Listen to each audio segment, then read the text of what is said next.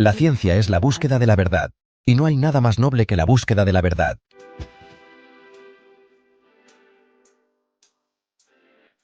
Fue la única hija legítima de Ana Isabella y del poeta Lord Byron, quien esperaba que su hijo fuera un niño, y se sintió decepcionado cuando su esposa dio a luz a una niña.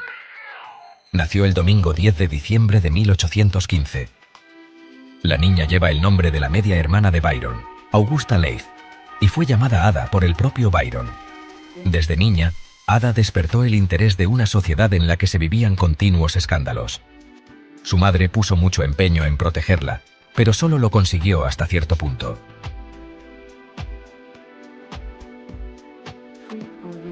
Lady Byron quería darle una educación esmerada a su hija, muy parecida a la que ella misma había recibido, pero más exigente. Ada no se podía relacionar con otros niños sin la previa aprobación de su madre, por lo que la mayor parte de su infancia la pasó sola o con adultos. Su educación empezó cuando era muy pequeña. A los 4 años ya tenía preceptores e institutrices. A los 8 años, en 1824, la jornada normal de Ada comenzaba con clase de música a las 10 de la mañana. A las 11:15 tocaba lectura de francés. A las 11:30 clase de aritmética. A la 1:30 hacía deberes. A las 3:15 de la tarde música, otra vez, y a las 4:30 finalizaba con ejercicios de francés. Lady Byron le impuso una disciplina estricta basada en un sistema de recompensas y castigos, y también buscando el estímulo intelectual con lecturas y relaciones con intelectuales. Puso mucho empeño en que su hija aprendiera matemáticas, disciplina que ella misma practicaba. En este contexto, Ada conoce a la matemática y científica escocesa Mary Somerville, que durante un tiempo fue su tutora. Somerville, en tanto que mujer científica, se convierte en un importante estímulo y gran influencia en su vida. Ambas, alumna y tutora, comparten aficiones científicas, estableciéndose entre ellas una gran complicidad.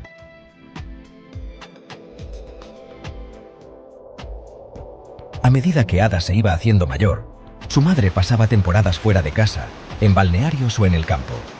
Tuvo mala salud. Sufrió muchas de las infecciones infantiles y le dolía la cabeza frecuentemente. A los 7 años contrajo una enfermedad grave que la mantuvo postrada durante meses. A los 14 mantuvo reposo durante más de un año debido al sarampión, lo cual hizo que dedicara largas horas al estudio y a la lectura.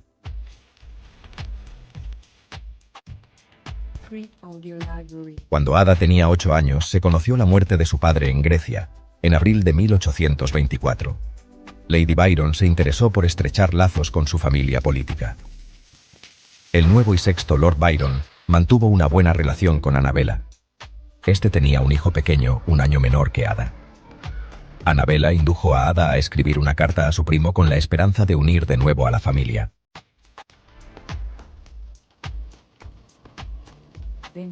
En junio de 1826, Ada, que entonces tenía 10 años, viajó por primera vez fuera de Inglaterra.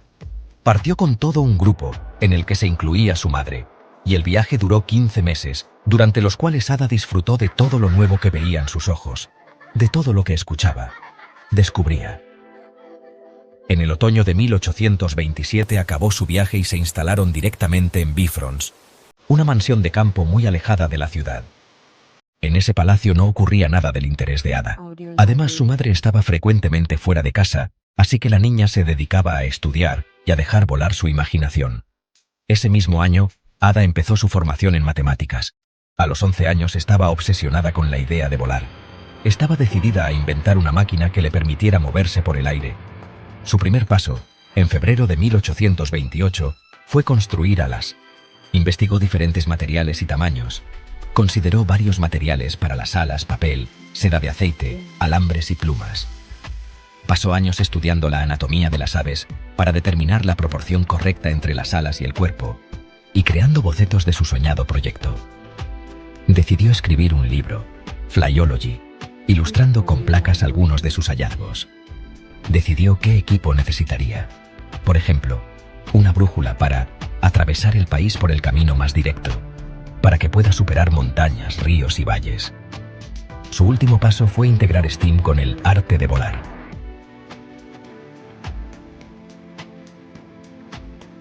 A principios de 1830, Ada contrajo una enfermedad grave, posiblemente sarampión, que le causó parálisis en las piernas y la obligó a guardar cama hasta mediados de 1832. Ese periodo la marcó profundamente, pero siguió estudiando. El año de su recuperación se mudó con su madre a Fort Hugh Manor, una mansión situada en Ealing, una aldea a 12 kilómetros del centro de Londres, muy popular entre la aristocracia londinense. Durante este tiempo Ada vivió su primer romance. Se enamoró de un joven, hijo de John Humble, que la ayudaba con los estudios 2 horas al día. Vivieron su historia de amor en secreto durante algún tiempo, pero cuando Lady Byron se enteró, prohibió al joven entrar en su casa y relacionarse con su hija.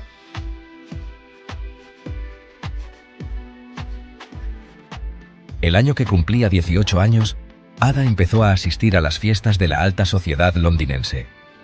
En uno de sus primeros eventos conoció a Charles Babbage, la única persona que compartiría su fascinación por las cuestiones de mecánica. Babbage tenía 44 años en ese momento y era conocido, entre otras cosas, por el proyecto que tenía entre manos, una calculadora mecánica que funcionaba sin la ayuda de un humano, llamada la máquina diferencial. En esos tiempos en Inglaterra, se hizo famoso un avanzado artilugio, el telar de seda de Joseph Marie Jacquard, con el que ella estaba totalmente fascinada. Le maravillaba la posibilidad de idear y construir máquinas, como la de Jacquard, que permitieran al ser humano controlar procesos que anteriormente eran incontrolables o lo eran de una forma errática.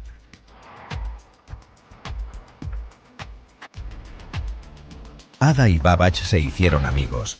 Su relación la estimuló intelectualmente.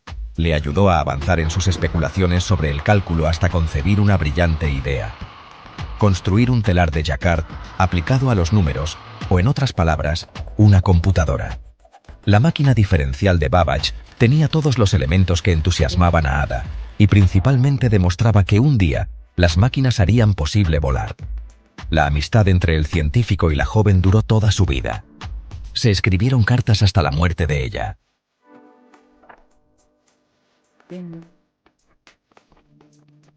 En 1834, Ada se relacionaba mucho con William King, al que Lady Byron había encargado guiar a su hija moralmente. También se encargó de enseñarle matemáticas. Fue durante esas clases cuando Ada se dio cuenta de que su pasión eran las matemáticas.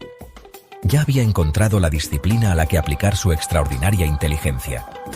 El verano de ese año, Ada y su madre recorrieron el norte de Inglaterra, la zona industrial más importante, visitando muchas fábricas, donde pudieron ver el telar de Jacquard en funcionamiento. Durante esa época, madre e hija se relacionaban mucho con Mary Somerville, la matemática más famosa de su país. Otros conocidos incluyeron a los científicos Andrew Cross, Sir David Brewster, Charles Wheatstone, Michael Faraday y el autor Charles Dickens. En la primavera de 1835, Ada conoció a William, Lord King. El aristócrata era de una familia muy influyente desde el punto de vista político, social, intelectual y religioso. Poseía varias propiedades importantes y el título de Lord tenía más de un siglo de antigüedad, así que Lady Byron aprobó su relación. El 8 de julio de 1835 se casaron, convirtiéndose ella en Lady King.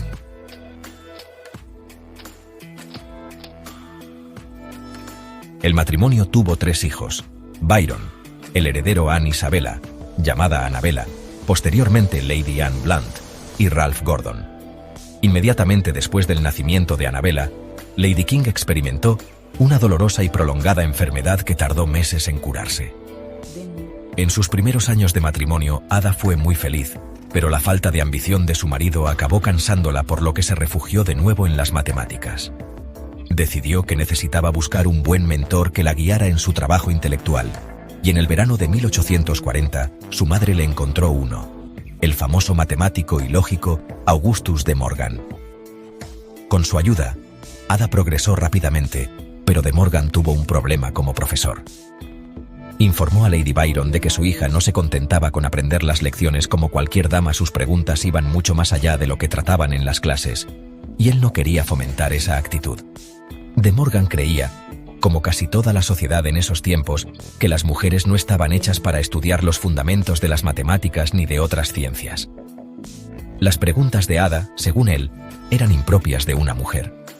En definitiva, le inquietaba que su alumna pensase como un hombre. Pero Lady Byron y Lord Lovelace hicieron caso omiso de la advertencia del profesor, y ella continuó con sus estudios.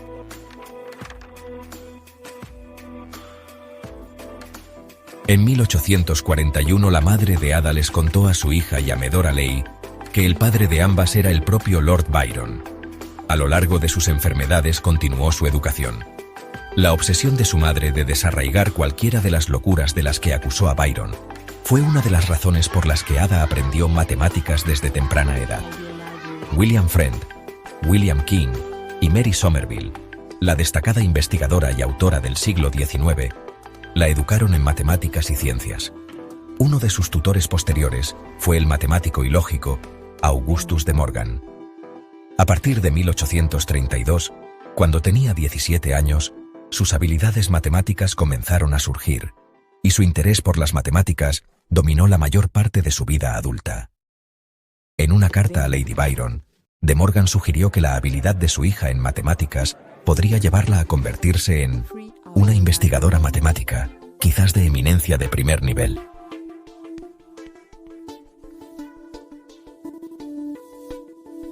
Lovelace a menudo cuestionaba suposiciones básicas integrando poesía y ciencia. Mientras estudiaba cálculo diferencial, le escribió a De Morgan: «Puedo señalar que las curiosas transformaciones que pueden sufrir muchas fórmulas, la identidad insospechada para un principiante aparentemente imposible de formas extremadamente diferentes a primera vista, creo que es una de las principales dificultades en la primera parte de los estudios matemáticos». Lovelace creía que la intuición y la imaginación eran críticas para la aplicación efectiva de conceptos matemáticos y científicos. Valoraba la metafísica tanto como las matemáticas, y las veía como herramientas para explorar los mundos invisibles que nos rodean.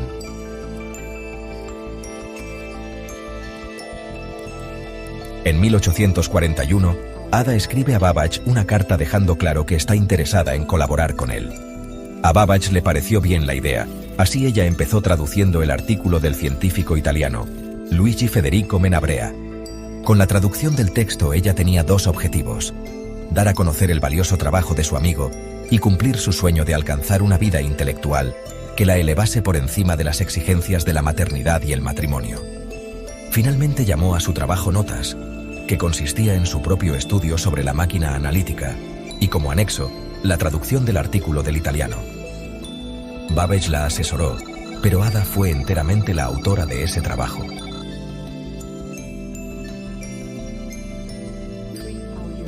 Ada dedica gran parte de su estudio a describir con un lenguaje muy técnico cómo funcionaría la máquina analítica, pero también ofrece una serie de observaciones que dejan clara su aportación teórica. Ella distinguía con claridad entre datos y procesamiento. Este pensamiento era revolucionario en su tiempo. Ada aspiraba a crear la informática, que ella llamaba la ciencia de las operaciones. Se dio cuenta de las aplicaciones prácticas de la máquina analítica y llegó incluso a vislumbrar la posibilidad de digitalizar la música. Escribió en las notas: «Supongamos, por ejemplo, que las relaciones fundamentales entre los sonidos, en el arte de la armonía, fueran susceptibles de tales expresiones y adaptaciones, la máquina podría componer piezas musicales todo lo largas y complejas que se quisiera». Ada tenía una idea clara. La máquina analítica y el telar de Jacquard vienen a hacer lo mismo. Una frase clave donde se expresa esto es: puede decirse que la primera teje dibujos algebraicos, del mismo modo que el telar de Jacquard teje flores y hojas. Ada expresa con claridad las tres funciones que podía cumplir el invento de Babbage: procesar fórmulas matemáticas expresadas con símbolos, hacer cálculos numéricos, su objetivo primordial, y dar resultados algebraicos en notación literal.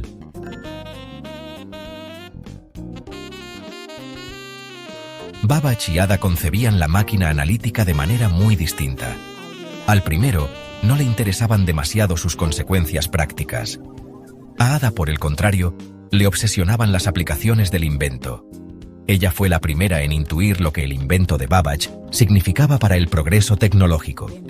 Entendió que la tecnología utilizada en el telar de Jacquard y en la máquina analítica podía aplicarse a todo proceso que implicara tratar datos. De este modo, habría camino a una nueva ciencia, la de la computación de la información.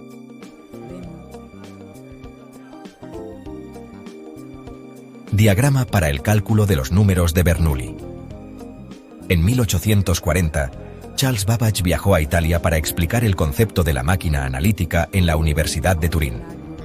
Entre la audiencia se encontraba el ingeniero militar y matemático Luigi Menabrea, quien publicará más tarde las notas de la conferencia, en francés.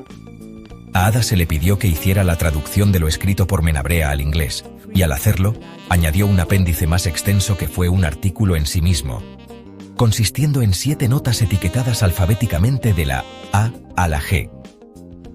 Las notas de Ada se publicaron en la revista Scientific Memoir en septiembre de 1843, con el título de Sketch of the Analytical Engine Invented by Charles Babbage, que firmó con sus iniciales AAL.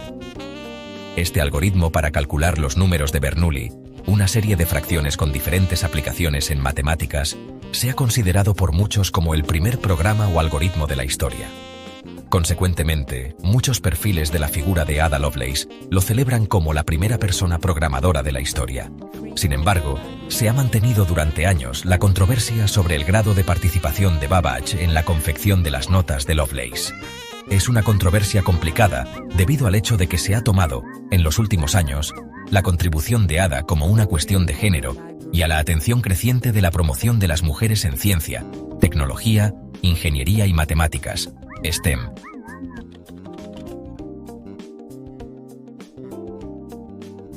Actualmente está probado que fue Babbage la primera persona que hizo lo que se entiende como un programa, ya que escribió algoritmos parecidos entre 6 y 7 años antes de la publicación del artículo de Lovelace en 1843.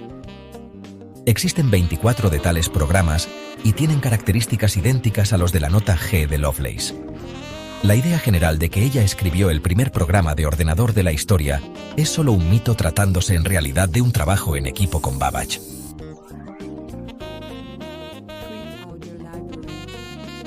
En cambio, la aportación de Ada a la informática fue incluso aún más importante. Con una visión más amplia que la de Babbage, dedujo y previó la capacidad de las máquinas para ir más allá de los simples cálculos de números. Ada vio las aplicaciones prácticas de la máquina y creyó acertadamente que en el futuro podría incluso componer música y hacer gráficos. Supongamos, por ejemplo, que las relaciones fundamentales entre los sonidos, en el arte de la armonía, fueran susceptibles de tales expresiones y adaptaciones. La máquina podría componer piezas musicales todo lo largas y complejas que se quisiera. Ada Lovelace fue la primera persona en darse cuenta de que los números almacenados dentro de la máquina analítica podían representar otras cosas más allá de la magnitud de dichos números, es decir, el carácter simbólico de la representación numérica interna de la máquina. También aportó una primera idea de lo que sería el software. La máquina analítica no tiene pretensiones de crear nada. Puede hacer cualquier cosa que sepamos ordenarle que realice. Ada Lovelace.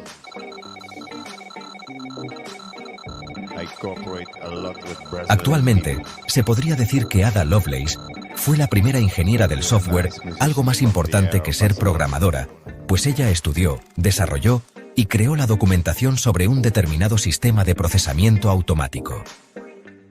Desde un punto de vista moderno, como se entiende lo que significa ser un programador, el que usa un lenguaje intermedio para comunicarle a un ordenador que interprete y ejecute una serie de órdenes, el primero fue Alan Turing, al desarrollar su máquina de Turing. Además, existen grandes diferencias entre el desarrollo de Babbage y Lovelace con el de Turing, mientras que la máquina analítica era una máquina de propósito específico, el motor diferencial. La de Turing era programable de uso general. Babbage y Ada desarrollaron la gran idea de separar operaciones y datos de la maquinaria y que las operaciones se pudieran codificar en tarjetas que dirigieran el comportamiento de la maquinaria. Pero no fueron más allá. La propuesta de Turing es la de una máquina universal, es decir, una máquina que garantice la ejecución de cualquier función que pueda ser descrita en términos de la propia máquina y una representación uniforme de los datos y de las operaciones, almacenados ambos en la propia máquina.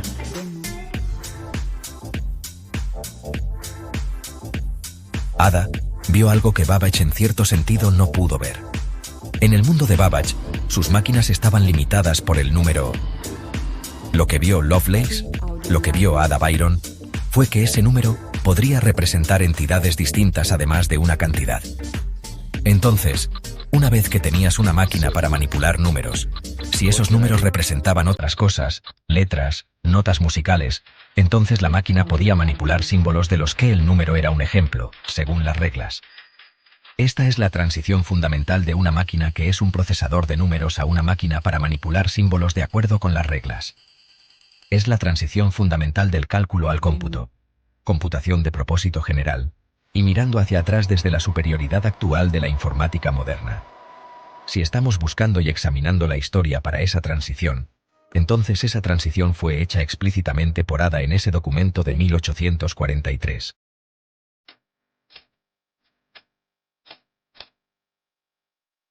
Aunque a Lovelace se la conoce como la primera programadora informática, algunos biógrafos e historiadores de la informática afirman lo contrario. A finales de la década de 1840, Ada se volvió adicta a las carreras de caballos y junto con algunos de sus amigos, intentaron crear un modelo matemático que les ayudara a ganar grandes apuestas. El intento fue un absoluto fracaso, generándole a Ada miles de libras de deuda y provocando que uno de los miembros del grupo la chantajeara con informar a su marido, cosa que finalmente se vio forzada a confesarle. En la última época de su vida, pasó continuos apuros económicos.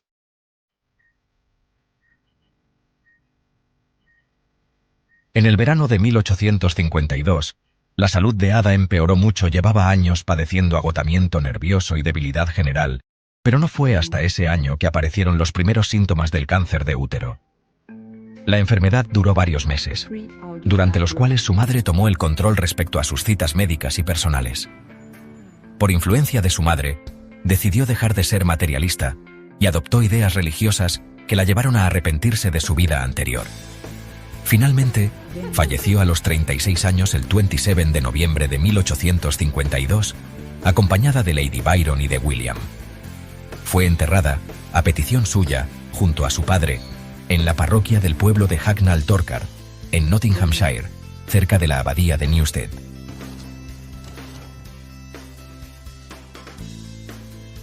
Sugirió el uso de tarjetas perforadas como método de entrada de información e instrucciones a la máquina analítica. Además introdujo una notación para escribir programas, principalmente basada en el dominio que Ada tenía sobre el texto de Luigi Menabrea de 1842, que comentó personalmente completándolo con anotaciones que son más extensas que el texto mismo, sobre el funcionamiento del telar de Jacquard, así como de la máquina analítica de Babbage. Es reseñable además su mención sobre la existencia de ceros o estado neutro en las tarjetas perforadas, siendo que las tarjetas representaban para la máquina de Babbage números decimales y no binarios. 8 perforaciones equivaldrían entonces a 8 unidades.